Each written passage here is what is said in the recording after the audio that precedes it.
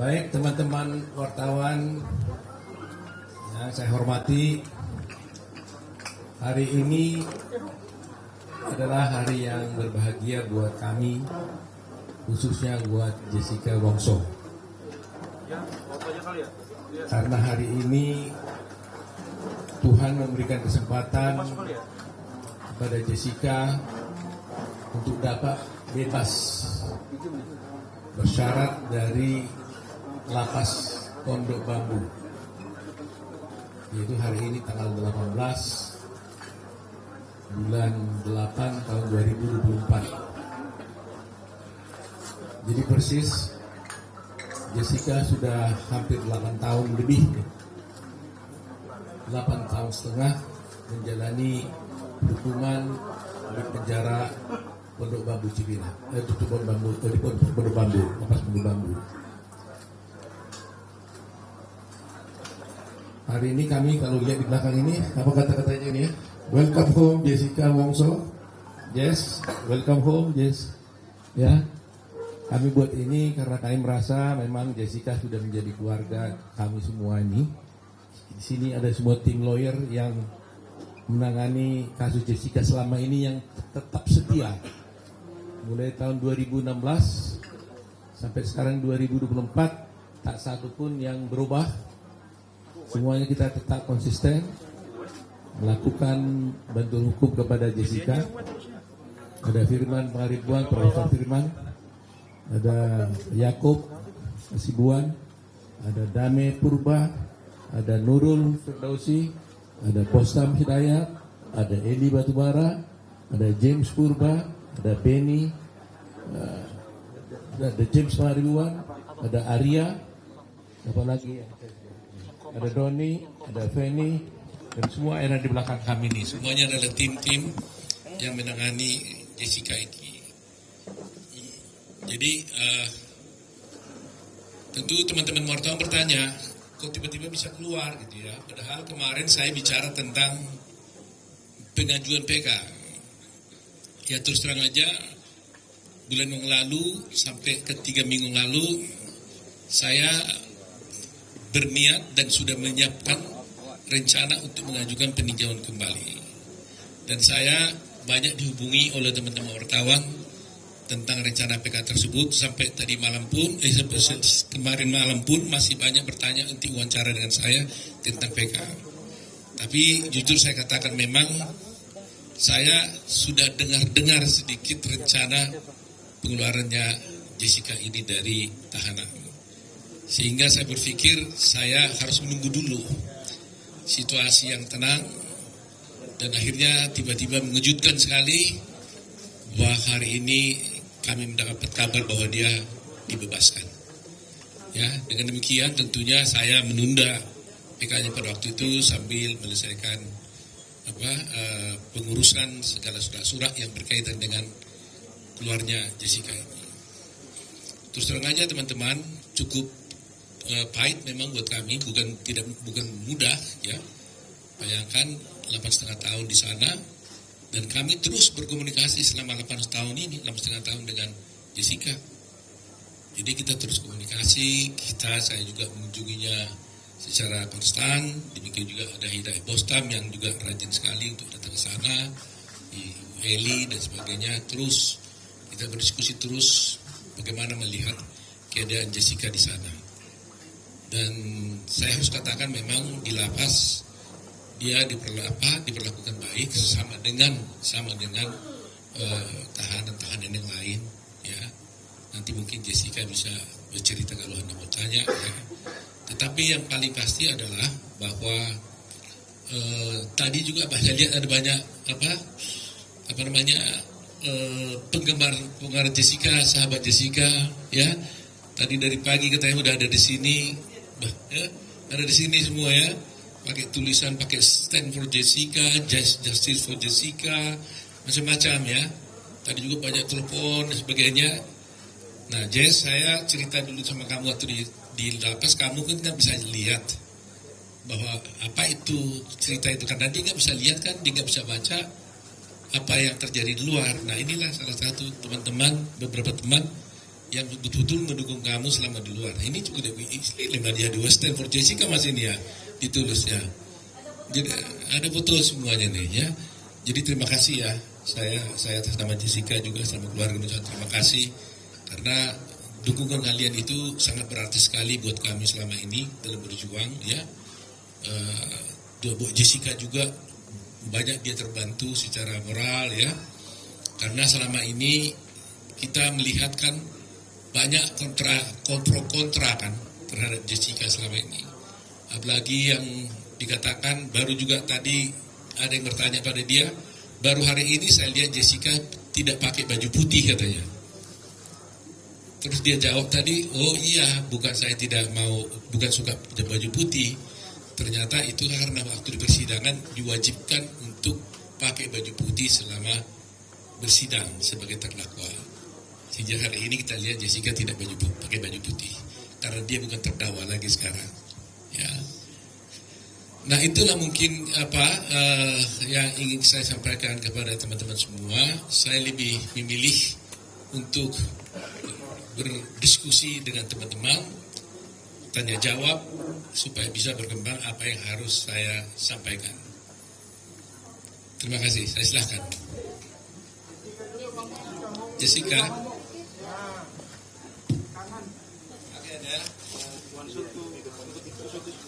Tes. Selamat siang semua teman-teman wartawan, terima kasih udah hadir di sini. Semoga nggak ada yang cedera ya karena ramai sekali. Saya hari ini bersyukur karena sudah bisa keluar dari lapas dan bertemu kembali dengan keluarga dan teman-teman, dan ini pengacara-pengacara yang sudah seperti keluarga untuk saya. Terima kasih untuk dukungannya semuanya, doa, support dan segala macam hal-hal yang baik untuk saya. Itu sangat berarti yang membuat saya kuat untuk selama ini saya bisa bertahan. Maaf saya gugup karena banyak banget orangnya. Untuk pendukung-pendukung saya yang hadir hari ini, terima kasih banyak udah meluangkan waktu untuk ketemu di sini. Semoga semuanya selalu sehat dan baik-baik aja. Terima kasih. Ada pertanyaan dari teman-teman pasti. Kamu udah menjalani selama 8 tahun, bahkan hampir 9 tahun, 9 tahun lebih kamu menjalani semuanya di dalam, mendapat publik gitu. Kamu benci nggak sama semua orang atau siapapun yang membuat kamu harus mendekam di penjara? Kamu benci nggak? Pada waktu awal itu terjadi, saya merasakan sangat sedih sekali ya. Tapi sejalannya waktu dan sekarang ini saya sudah memaafkan semua yang telah melakukan hal-hal yang buruk kepada saya. Sudah tidak ada kebencian lagi di hati saya. Jadi sekarang saya udah pulang aja untuk menjalani, juga saya harus menjalani apa yang seharusnya saya harus jalani.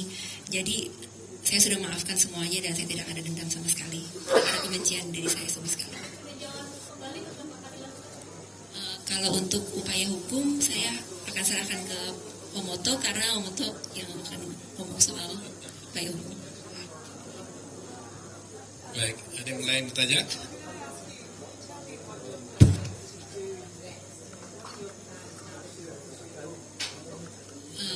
I still have no idea what to do at the moment because I just got released from prison and I have no plan yet. But I'll let you know. Not at all. No.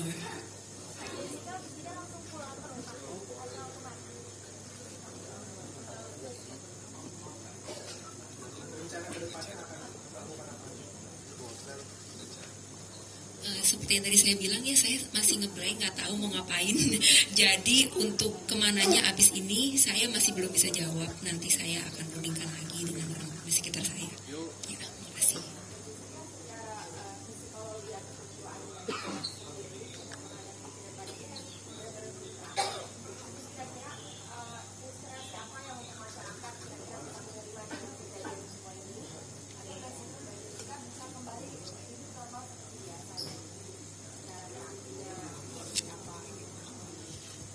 Saya rasa ini akan berjalan dengan sendirinya ya.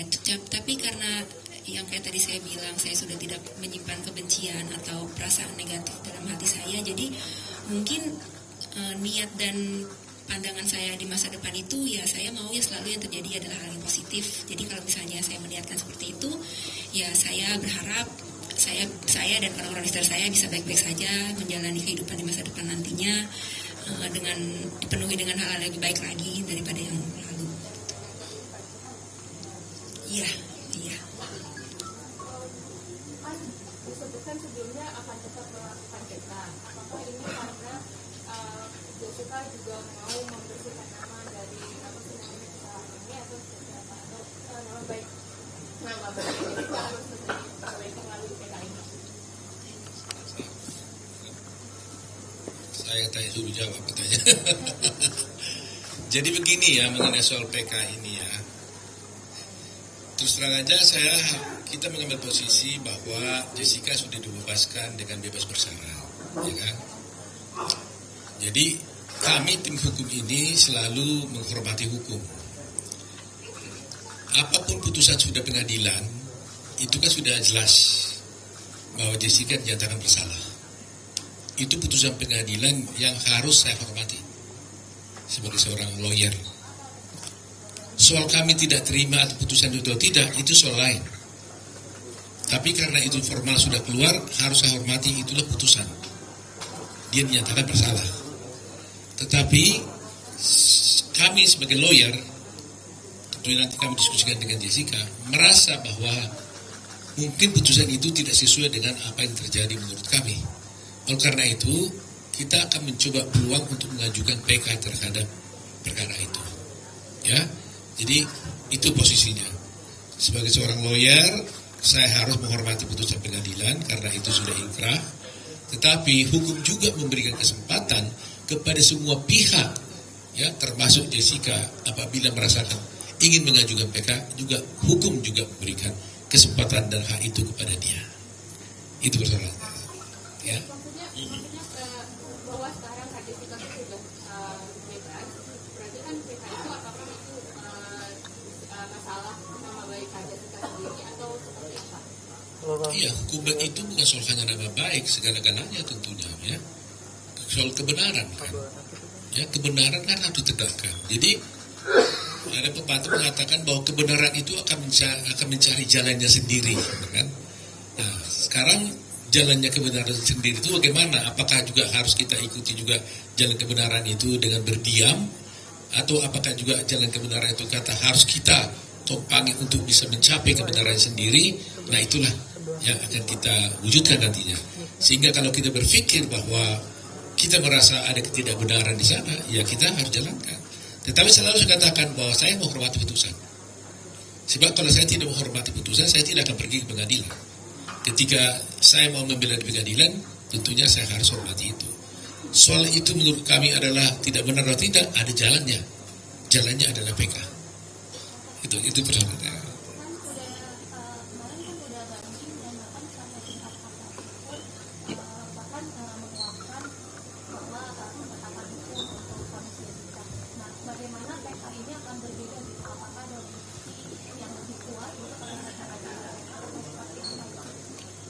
Ya, terus terang aja kami memiliki novum untuk perkara ini. Berbeda dengan yang dulu, sekarang ini justru kami menemukan novum. Bahwa memang novum itu kan begini. Novum ini adalah suatu bukti yang ada pada waktu perkara itu dijalankan. Tetapi tidak kami temukan bukti itu pada waktu perkara itu berjalan. Yang mana kalau bukti itu tadinya ada pada waktu itu dan bisa kami sampaikan di pengadilan, maka putusan hakim akan bisa berubah. Nah ternyata selama perkara ini berjalan sekian tahun, 8 tahun ini, kami tidak pernah menemukan bukti itu. Sehingga tidak ada alasan kuat untuk menyatakan ketidakbenaran itu. Tetapi suddenly kami menemukan bukti baru. Yang mana bukti itu sebenarnya ada pada waktu itu, tapi disimpan oleh seseorang, disembunyikan oleh seseorang, sehingga terhilang bukti itu, sehingga putusan itu memberatkan dia. Kalau ada bukti itu tadinya, maka dengan bukti itu kita bisa buktikan bahwa sebenarnya perkara itu harus berkata lain. Nah itulah yang ingin disampaikan. Soal hasil tentunya hakim yang menentukan. Tetapi sebagai lawyer Anda akan bisa melihat nanti presentase kami, apakah betul yang saya sampaikan ini? Karena kadang-kadang kan hasil pengadilan dengan fakta di persidangan kan kadang bisa beda, ya kan? Ada yang mengatakan ini harus bebas, tapi nyatanya dihukum. Ada yang mengatakan ini seharusnya dihukum, ternyata bebas. Nah, tetapi saya berharap bahwa kadang-kadang putusan hakim ini tidak selamanya menjadi berakibat buruk kepada seseorang. Ada kalanya orang dihukum tapi tetap dipercaya oleh masyarakat. Karena masyarakat mengatakan dengan bukti-bukti dan fakta-fakta yang kita tampilkan di persidangan, dan beruntung kita sekarang sudah ada live di TV, semua bisa menonton apa yang terjadi di persidangan, maka bisa saja dikatakan, wah berdasarkan ini sebenarnya ini harus bebas. Tapi putusannya menghukum. Bisa terjadi karena itu keadilan yang ditentukan oleh hakim. Nah, paling tidak kami akan berupaya membuktikan kepada masyarakat bahwa bukti ini ada jelas disembunyikan pada waktu itu, dan kalau kami tunjukkan itu, orang akan tahu, oh berarti benar-benar seharusnya dia harus tidak dihukum, kira-kira begitu. Nah, bagi saya itu sudah lebih dari cukup. Sudah. Mana dulu?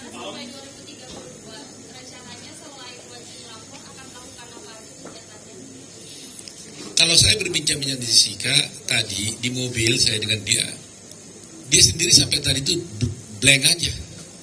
Dia blank, dia bilang, Om di mana sekarang saya ini? Karena dia sendiri pun sebenarnya surprise juga. Tiba-tiba bebas ini juga dia surprise juga dia. Ya, jadi ya bayangin aja, ini baru keluar dari tadi langsung ke situ wawancara. Bingung dia nih, lihat pohon pun nggak sempat. Baru saya ajak tadi dia makan karena ada masalah kesukaan dia. Saya tanya waktu tadi malam kemarin, seandainya kau keluar apa yang kau inginkan, katanya. Dia bilang saya mau makan, katanya. Makan apa? Makan sushi, katanya. Saya sedih juga dengarnya. Itu aja dia minta yang lain. Dulu saya waktu sekali saya pengen makan sushi, di sini nggak ada sushi. Jadi ya saya bilang oke. Karena itu saya bawa dia ke restoran Takumi ini, saya ajak makan sushi. Itu aja permintaan dia, nggak ada yang lain. Jadi saya tanya, kamu rencanamu apa? Saya nggak tahu, Om, katanya. Blank, katanya. Jadi habis ini juga nanti mungkin saya harus dia dulu istirahat dulu, baru pikir-pikir 1-2 hari ini, baru dia pikir apa yang harus dilakukannya. Dia bingung sekali. Nah, kalau kalian mungkin ingin lebih tahu, saya ingin bercerita ya, pengalaman saya dengan Jessica ini cukup panjang memang. Ya, up and down hubungan saya dengan dia ini. Dia kan kita bisa datang waktu dia sedih. Suasana pasti sedih juga. Kita juga waktu datang ke sana bisa juga waktu itu dia gembira, suasananya kan gembira. Tapi ketika dia tanya kapan saya bebas, itulah satu hal yang tidak bisa saya jawab. Air mata kadang-kadang mau menetek juga, jatuh. Tapi saya tahan, gitu loh. Tapi beruntungnya saya dengan dia ini, kalau saya dilihatnya sedikit agak tegang untuk memikirkan dia hibur saya. Dia bilang, Om, jangan pusing Om, jangan begitu dong. Nanti kalau Om tegang, siapa yang bela saya, katanya. Jadi sometimes kita saling backup lah, gitu ya. Jadi itu sebenarnya kami tidak pernah berputus asa untuk membela dia ini. Karena dia cukup pengertian juga, gitu ya. Walaupun kadang-kadang dia merasa, gimana Om? Nah, gitu kan. Ya kita kan susah jawabnya, gitu. Makanya waktu kemarin itu ada Vina saja, saya merasa guilty feeling. Saya nggak bisa ada orang datang dari kasus Vina ke saya minta tolong, kan itu nggak bisa saya tolak. Tapi kalau saya langsung terjun langsung menangani itu, saya merasa Jessica pasti marah ke saya. Kok itu diurusan saya punya belum selesai? Gitu nggak, Beth? Kamu ada merasa gitu ya? Nah, lihat deh coba, betul kan? Ngaku dia udah. Saya rasa itu sebabnya teman-teman wartawan seringkali kan minta saya wawancara kan, mungkin 2 minggu ini masa kesal ke saya kan. 3 minggu ini banyak wartawan kontak saya minta wawancara tentang kasus Vina. Semuanya boleh katakan hampir tidak saya ikuti. Terus terang aja saya jujur hari ini, buka dosa nih, buka kartu saya nih. Saya nggak enak kepada Jessica. Itu aja. Tapi saya tidak tinggalkan kasus itu karena ada tim saya 150 orang yang bantu itu. Ada Jute, ada Ruli dan sebagainya. Begitu saya merasa tanggung jawab saya terhadap Jessica ini. Nah, Kalau sudah sekarang mungkin sudah mulai agak sedikit tenang. Yang sendiri tahu bakal bebas hari ini dikasih tahunya kapan dan MKJ sendiri gimana? Terus terang aja kita juga nggak tahu kepastian, cuma memang kita dengar-dengar gitu kan. Tapi kan kita nggak pernah melakukan hal-hal upaya-upaya untuk dibebaskan itu. Jadi sebenarnya lapas yang bisa menceritakan yang sebenarnya ya. Tapi mungkin secara normatif saya tanya waktu mau pulang, sebenarnya saya sendiri baru nanya tadi, Pak siapa tadi itu ya di Bapas, Jessica ini bebas kenapa sih ya? Pak Andika ya, Jessica ini bebas kenapa sih sebenarnya? Saya tanya, dia bilang ya karena dia memenuhi semua ketentuan-ketentuan untuk dia bisa bebas. Itu saya katakan. Ya itu mereka yang tahu tuh. Semua aturan-aturan itu kan ada untuk remisi ini. Saya beberapa hari yang lalu dengar-dengar iya, tapi mereka bilang selama belum ada keputusan resmi, mereka juga tidak memastikan betul keluar atau tidak, ya kan? Cuma diberitahukan tadi malam, mereka mengatakan sudah ada itunya keputusannya, makanya langsung saya beritahu malam hari kan. Baru malam.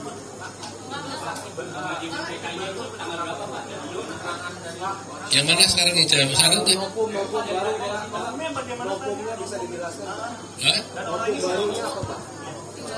Sini lah.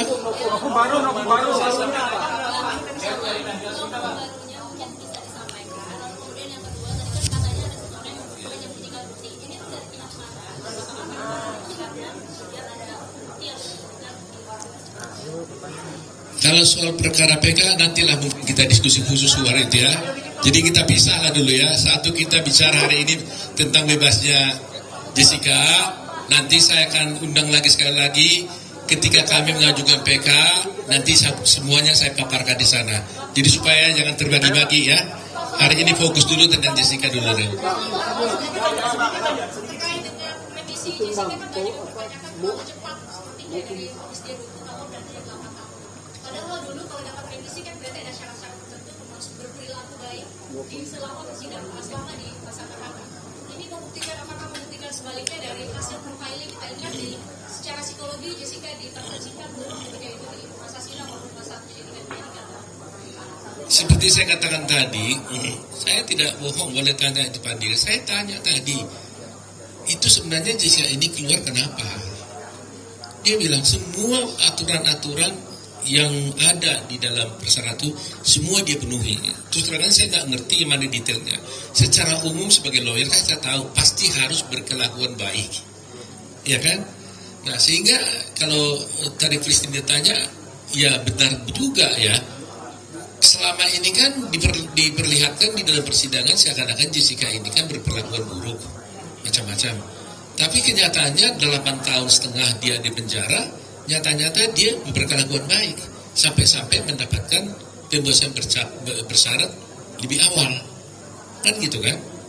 Nah apa itu? Boleh nanti ditanyakan kepada LP, karena saya tidak punya kompetensi untuk menjawabnya. Saya hanya bertanya tadi kenapa dikeluarkan. Jadi mestinya kan saya yang mengajukan surat supaya dia dikeluarkan kan? Kan wajar dong lawyernya mengeluarkan. Kami enggak, saya enggak pernah mengajukan surat. Boleh cek. Enggak pernah mengajukan surat, enggak pernah apa, saya enggak tahu terakhir ya. Terakhir enggak mengajukan juga. Enggak juga. Enggak ada yang antara kita mengajukan surat. Tiba-tiba ada pemberitahuan dia mendapatkan itu. Wah, kaget juga. Tadi udah di Bapas. Saya tanya, kenapa? Karena saya sendiri juga shock juga ya, bercampur senang gitu ya. Hanya dia bilang dia memenuhi segala peraturan-peraturan yang disyaratkan untuk itu. Ya, puji Tuhan. Jadi murni karena akumulasi revisi yang begitu banyak. Ya. Jadi mungkin dia berkelakuan baik di rutan ya, di lapas ya.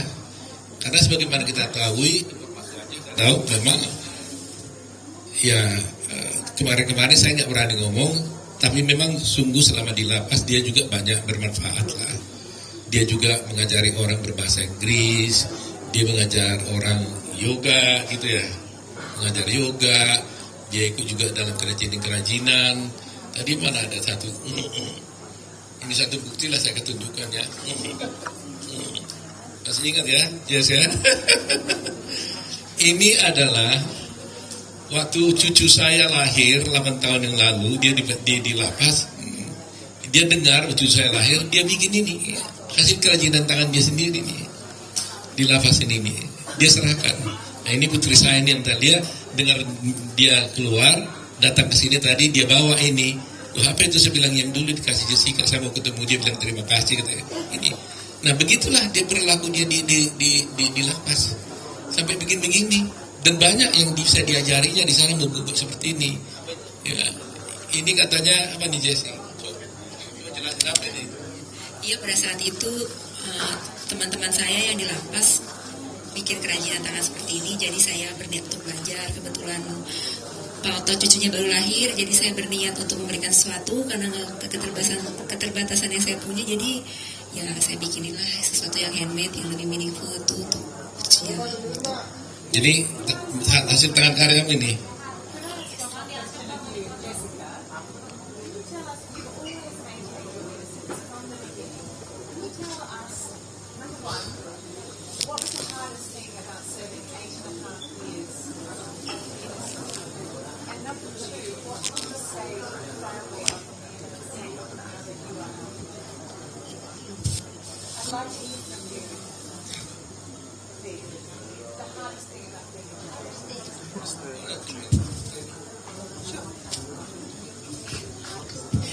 So, Jessica, would you prefer it in Indonesian? No, Yes.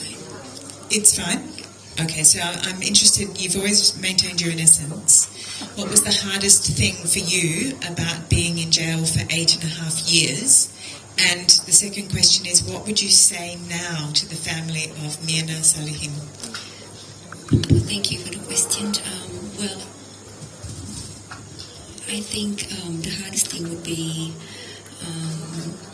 accepting what I have to go through and staying positive and maintaining my sanity and wellness. I guess that's the hardest thing. But sometimes when I'm feeling down, then I have to pick myself up again. And also, for Mina's family, well, I'm sorry for your loss. Like, it's my biggest condolences, but that's all I can say for now. Thank you. Mbak Jessica, ini kan Mbak Jessica sudah keluar dari penjara meskipun statusnya bebas bersyarat. Apakah sejauh ini Mbak Jessica mengakui perbuatan yang telah diponis oleh pengadilan, atau bahkan sampai sejauh ini Mbak Jessica membantah telah melakukan itu? Dan terakhir yang kedua, apakah nantinya Mbak Jessica akan menyampaikan langsung gitu ke keluarga almarhum Buaya Mirna atau seperti apa, dan akan menyampaikan penjelasan apa atau Untuk apa yang saya rasakan atau yang saya yakini itu ya ada biar itu berada tetap di dalam diri saya sendiri aja. Cuman kalau misalnya keputusan pengadilan itu mengatakan hal yang dikatakan oleh pengadilan, keputusan pengadilan itu ya tetap harus saya hormati. Untuk kalau kelanjutan bagaimana nanti proses hukumnya, ya saya serahkan semuanya ke pengacara aja. Kedepan apakah akan menghampiri atau menyambangi begitu keluarga dari almarhum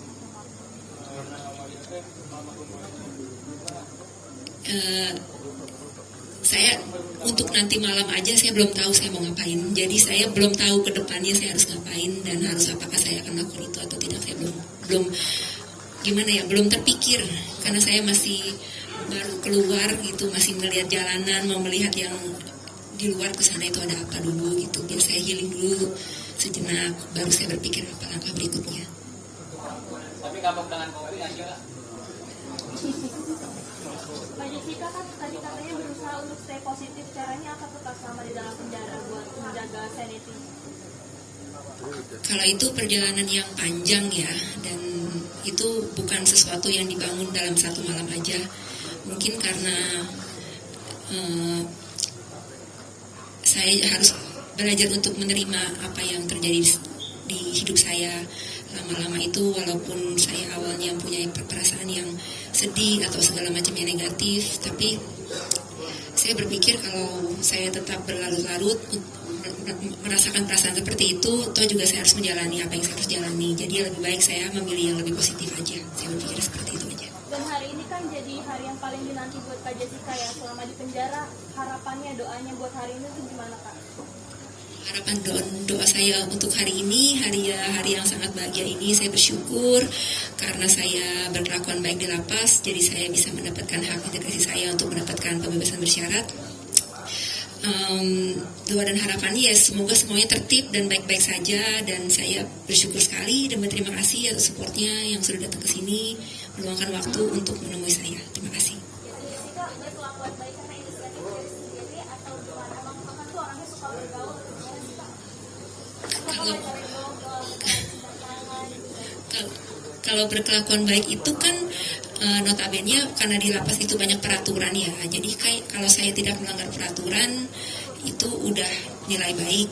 Tapi kalau saya berbuat lebih untuk membantu atau menolong orang lain itu lebih baik lagi. Tapi mungkin karena saya itu secara natural terjadi aja sih kalau menurut saya. Kalau misalnya nggak boleh berbuat seperti ini ya saya tidak berbuat gitu. Iya.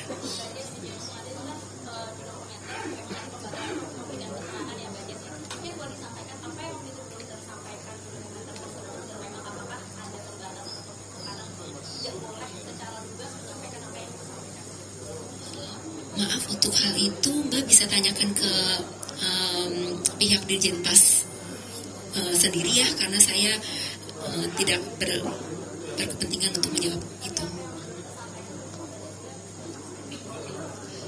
Ya kalau itu banyak ya, cuma mungkin nggak hari ini, lain kali kita kumpul lagi. Apakah memang ada ini dari Dirjen Pas untuk tidak berkomentar terhadap hal-hal yang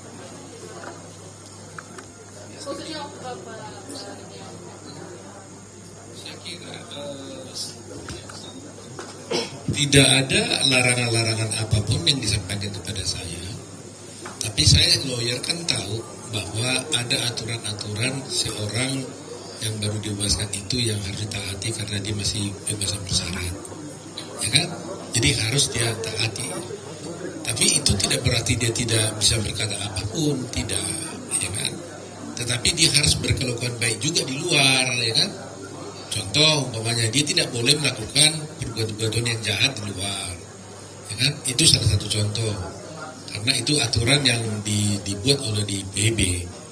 Tetapi kalau persoalan apakah seorang terdakwa, seorang terpidana itu bisa menggunakan haknya di pengadilan, itu nggak pernah dilarang. Nah, itu kan kewajiban yang diatur di dalam undang-undang, bahkan undang-undang dasar gitu loh.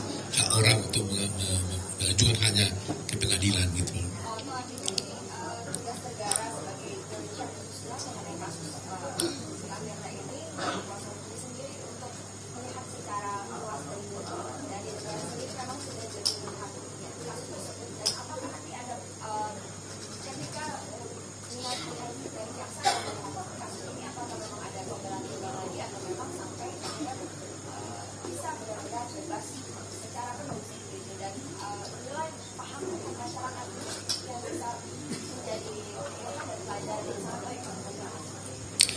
Begini ya, faktanya ini kan ada memang korban yang meninggal, yaitu Mirna, ya kan? Jadi bagaimanapun saya harus juga punya perasaan, ada orang yang seorang Mirna telah meninggal dan punya ayah dan punya keluarga. Di satu pihak ada seorang bernama Jessica Wongso dituduh melakukan pembunuhan. Yang saya mengatakan meyakini mungkin Jessica melakukan. Jessica mengatakan sebenarnya dia tidak. Tapi putusan hakim mengatakan dia bersalah. Tapi masih ada hak juga untuk mengajukan PK untuk tidak mengatakan itu. Nah, jadi di sini kita tidak mau berbantah-bantah, gitu ya.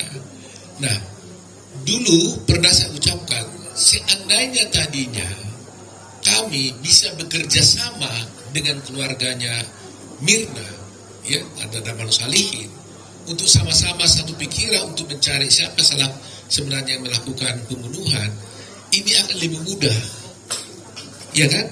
Sama-sama kita cari. Kalau memang dia, ya oke, dia. Tapi siapa tahu ada kemungkinan lain. Nah, jadi persoalannya sekarang di pihak sana kan menutup suatu kemungkinan, tidak ada kemungkinan lain kecuali dia. Ini yang jadi kita mengalami kesulitan. Kalaulah sedikit mereka buka pintu, siapa tahu memang ada kemungkinan yang lain Inilah sebenarnya yang harus kita cari bersama-sama. Tadinya itu kita harapkan kerjasama yang baik gitu loh. Jadi saya juga sebagai lawyer tidak defend mati-matikan sampai rupanya pokok tidak. Kita buka bersama-sama fakta-faktanya sebenarnya itu. Nah, kalau Anda tanya bagaimana pembelajaran pada hukum dan sebagainya, saya terus terang aja hanya ingin melihat begini. Banyak kasus ini kan sudah menjadi booming ya. Bahkan kasus Jessica Wongso, sudah saya tahu, itu sudah menjadi pelajaran umum wajib di beberapa universitas. Ya, semua mereka mempelajari ini. Bahkan saya sendiri dengan mahasiswa saya katakan, kalau Anda ingin belajar hukum acara pidana menjadi seorang lawyer, Anda tonton filmnya Jessica Wongso, mulai dari awal sampai akhir, saya jamin dia sudah langsung bisa beracara pengadilan dengan sempurna. Karena apa? Karena itu langsung contoh konkret dari semua hukum acara yang ada di Indonesia ini. Mulai dari awal, ya, dengan bagaimana soal-soal kesaksian ada di sana.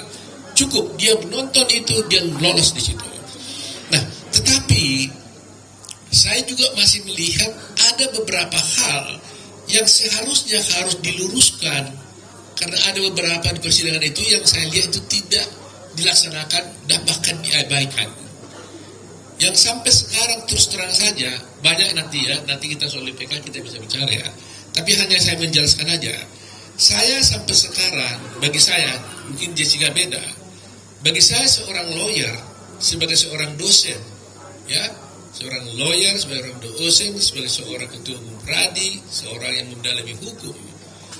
Saya terus terang tidak puas dengan putusan itu. Karena apa? Karena bagi saya tidak ada kemungkinan dan tidak mungkin seorang hakim bisa menyatakan seseorang itu mati karena racun.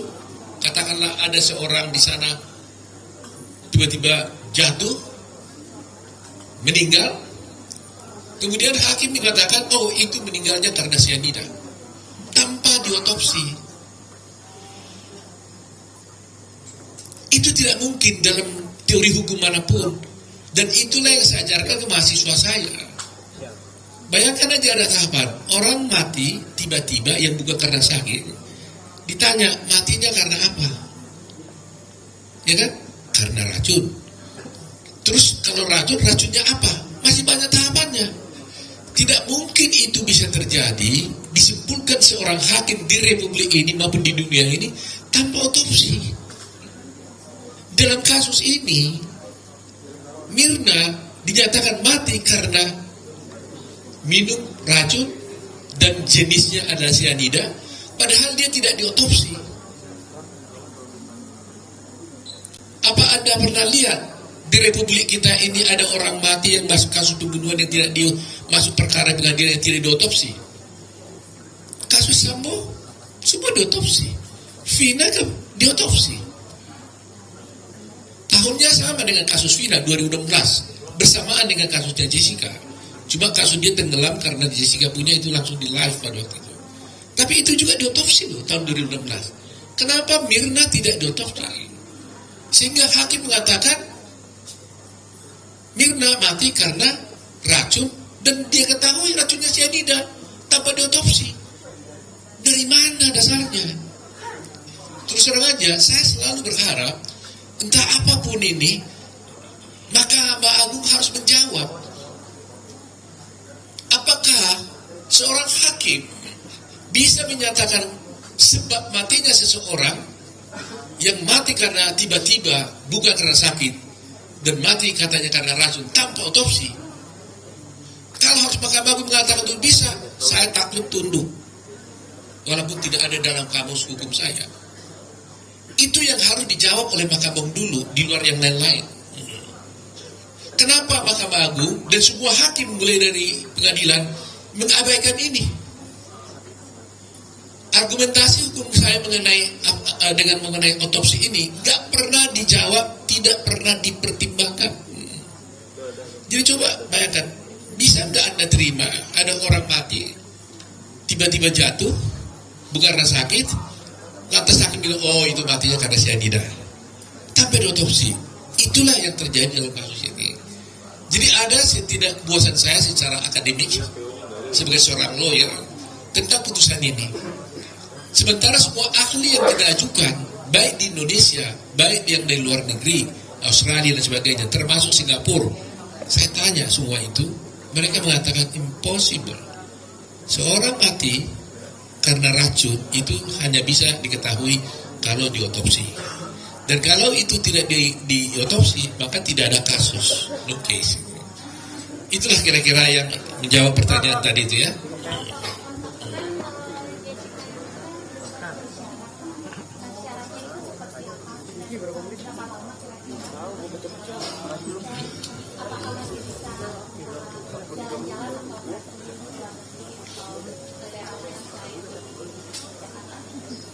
Saya nggak tahu persis soal itu tadi, karena saya juga tadi nggak jelaskan. Mungkin Anda bisa tanya kepada lapas saja kali, apa syarat-syaratnya ya. Terus terang aja saya nggak detail tahunya tadi. Kak Jessica kan baru ke dunia luar lagi ya. Selain ada yang pro, pasti ada yang kontra dengan Kak Jessica. Kira-kira ada ketakutan nggak sih menghadapi masyarakat di luar lagi?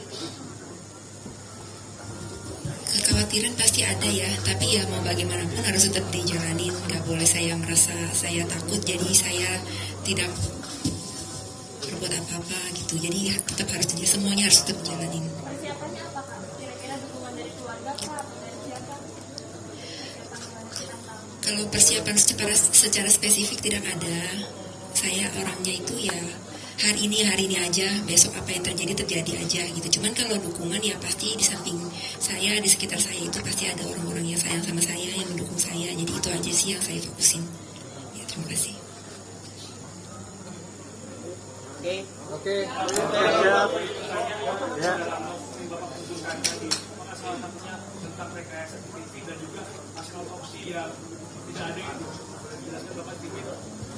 Seperti saya katakan, kalau mengenai PK-nya nanti supaya lebih, karena itu panjang lebar dan teknis, nantilah saya ajak teman-teman nanti, saya undang lagi sekali lagi berbicara tentang kalau kita ajukan PK ya. Jadi kita fokus dulu terhadap, saya masih terlalu senang hari ini karena Jessica sudah bebas juga. Jessica sekarang juga masih bingung, nggak tahu apa yang dikerjakannya. Bahkan tadi saya harus pulang kemana nanti Om, dia bilang tadi sama saya, pusing juga saya. Gitu ya Pak ya semuanya Mas ya. Terima kasih atas partisipasi.